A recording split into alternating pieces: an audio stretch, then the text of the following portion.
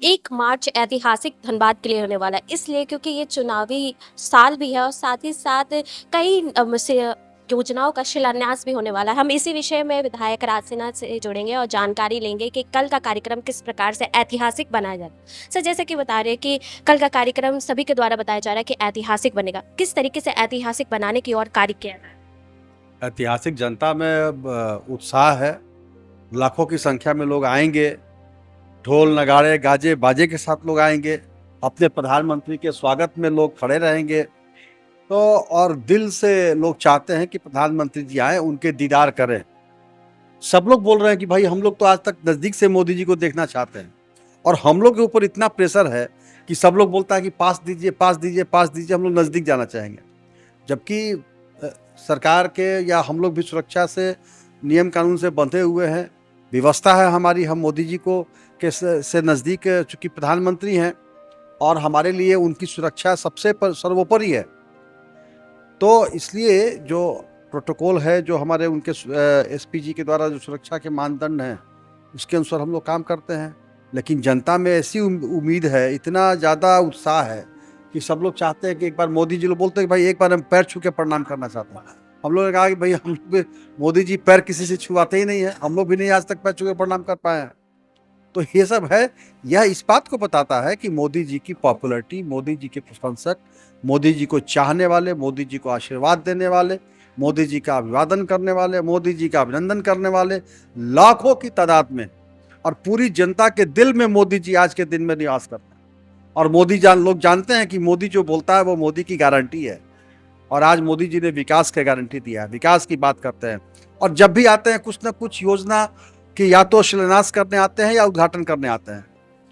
सुनने में आ रहा है कि ये चुनावी साल है और पीएम मोदी कल अपने मंच से चुनावी शंखनाद यहाँ पर करेंगे और झारखंड में भाजपा लहर एक क्रिएट करेंगे, तो क्या ये बात सच है? कितनी सच?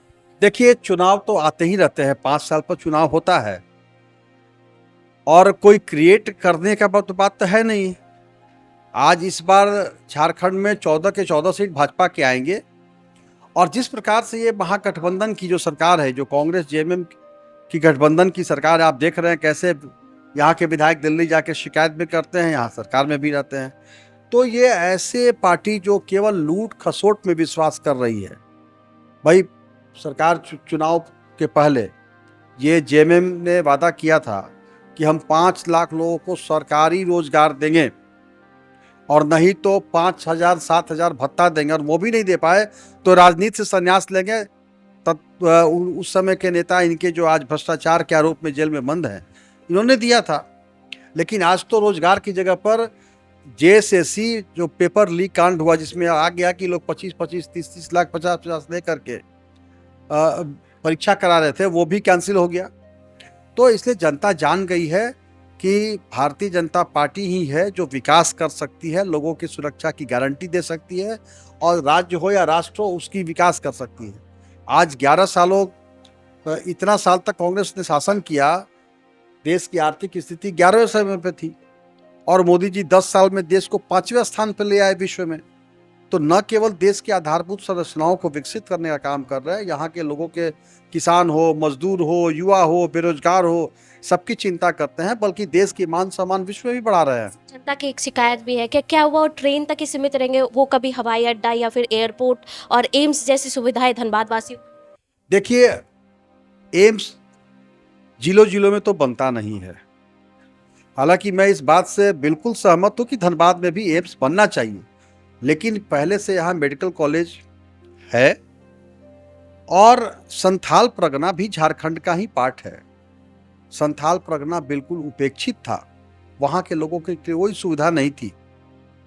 मैं जरूर आशा करूँगा कि अब अगर एम्स बनता है झारखंड में कोई, तो वो धनबाद में बने, मेरी उम्मीद है। हवाई अड्डा यहाँ के लिए नेसेसिटी है, धनबाद के लिए यह होना चाहिए, बल्कि रांची के बाद अगर कोई दूसरा कमर्शियल हवाई अड्डा होना चाहिए था तो वो धनबाद में होना चाहिए था।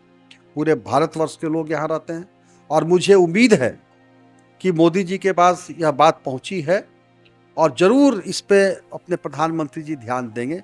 मुझे ऐसा उम्मीद है, और मुझे मौका भी मिलेगा जब कभी भी, तो मैं माननीय प्रधानमंत्री जी से इस बात का आग्रह भी करूँगा। और जो स्टेज पे कौन-कौन रहेंगे, क्या-क्या रहेंगे? स्टेज पे तो अपने प्रदेश अध्यक्ष जी रहेंगे, पर माननीय प्रधानमंत्री जी प्रदेश अध्यक्ष जी हैं, लीडर ऑफ हमारे नेता विरोधी दल के हैं। उसके अलावा हमारे पार्टी के सभी पदाधिकारी रहेंगे प्रदेश स्तर के, हमारे संगठन महामंत्री, क्षेत्रीय संगठन महामंत्री। इस क्लस्टर में जो 3 क्लस्टर है क्लस्टर में, जिसमें कि कोडरमा लोकसभा, गिरिडीह लोकसभा और धनबाद लोकसभा, तो इस लोकसभा के सभी माननीय सांसदगण, सभी माननीय विधायकगण, केंद्रीय मंत्री अर्जुन मुंडा जी और अन्नपूर्णा देवी जी रहेंगी। उसके अलावा पार्टी के ये चारों जो जितने भी जिलाध्यक्ष आएंगे इस क्षेत्र में वो रहेंगे। तो मोटा मोटी लगभग यही है। और भी कुछ हमारे चंद्र प्रकाश चौधरी जी जो जनता दल यू के हैं, जो इसके आजसू के हैं। इसके अलावा मुझे लगता है कि जनता दल यू के जो प्रदेश अध्यक्ष है माननीय और सांसद भी हैं खीरू महतो जी, हो सकता है वो भी रहे मंच पे। तो इस प्रकार की है। और वैसे तो पीओ गया हुआ है लिस्ट, वहाँ से फाइनल होके आएगा तो फिर उसके बाद फाइनल होगा, लेकिन मोटा मोटी लगता है ये लोग हैं। तो आप सुन रहे थे विधायक राज सिन्हा को, जो बता रहे थे कि कार्यक्रम को ऐतिहासिक बनाने के और सभी कार्य कर रहे हैं और साथ ही साथ कल प्रधानमंत्री के आगमन को लेकर भी सारी तैयारियां हो चुकी हैं। तो कल देखने वाली बात होगी कि किस प्रकार से कार्यक्रम आयोजित होता है और प्रधानमंत्री नरेंद्र मोदी धनबाद के लिए क्या क्या नई सौगात लेकर आएंगे। तो ऐसी विभिन्न खबरों के लिए बने रहे न्यूज़ एएनपी के साथ में सहयोगी नितेश के साथ में अंजलि। धन्यवाद।